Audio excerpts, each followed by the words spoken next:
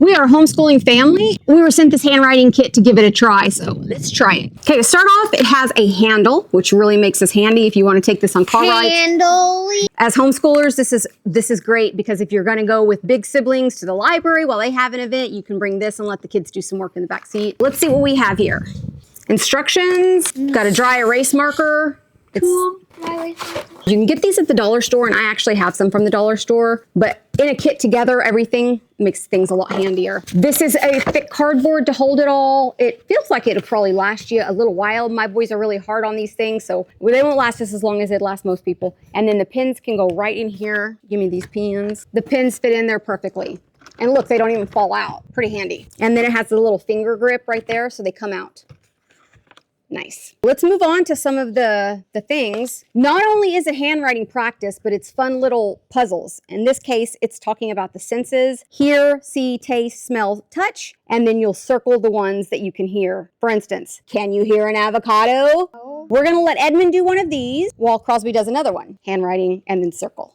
So we can show it. And then Crosby, let's find you one. Oh yeah, this looks fun. This is community helpers. We'll have Crosby do this, do the handwriting, and then, yeah, you can get started, Ed. Okay, so if that one doesn't match, then you don't cross. Correct. Handwriting, especially cursive handwriting, is a lost art this day and age, but it's something I've always taught and continue to teach, particularly to the younger kids. While he's a little bit older and it doesn't want to do handwriting, I still make him do handwriting every day.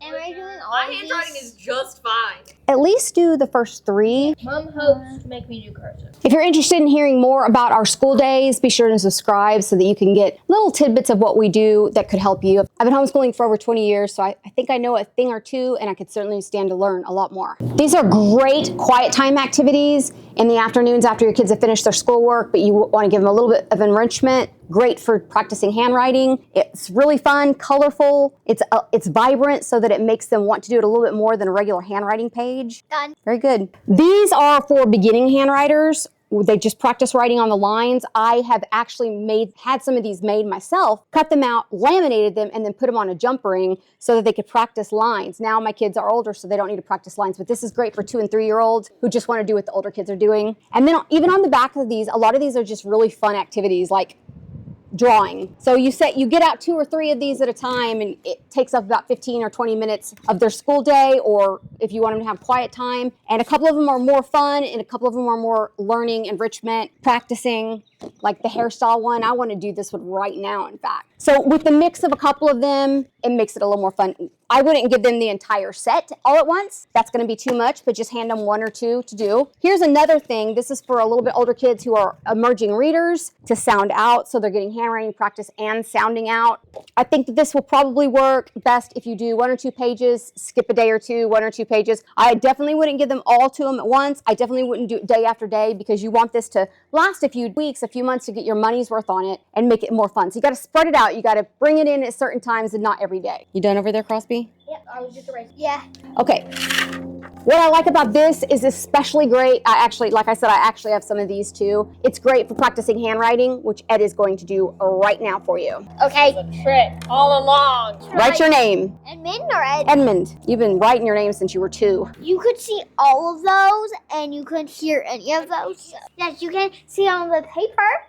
And you can't hear an avocado. It doesn't make any You noise. can't hear any of them. And yes, if you have a child like that who purposely does things wrong because they're so cute, I always make them go back and do it the right way. And then To be fair, you can taste all of them. I know, and you can taste all these. You can see these because they're all on the paper. Yeah, but No, I mean, really, every single thing in the taste section I've tasted. the heart of it is what's food. Oh, yeah, I'm just... Oh, that makes more sense. They should have put lava. You can't taste lava.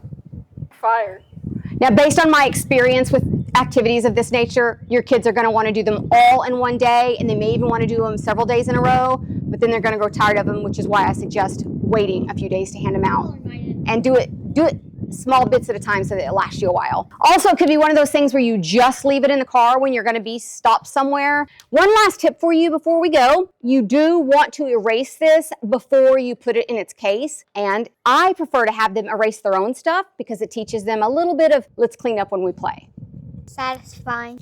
And evidently it's satisfying. They are very slick, so if you're doing them on a table surface, some of your kids may get a little frustrated with them not being able to slip off. It says on the cover that it's 3 to 7, but a 2-year-old would have fun with just the lines. I always had my kids at 2 doing things like that because they love do school with mommy. My hair will not stay out of my face. So I don't think you have to go by 3 to 7. That's probably more of a safety age. And Edmund is just turned 9, and he doesn't like handwriting whatsoever, but he enjoyed this. I wouldn't say it's the easiest to get out or to put back because of the handle, but the handle I feel like is really handy, especially for little ones. And these are magnets so that you can use them anywhere.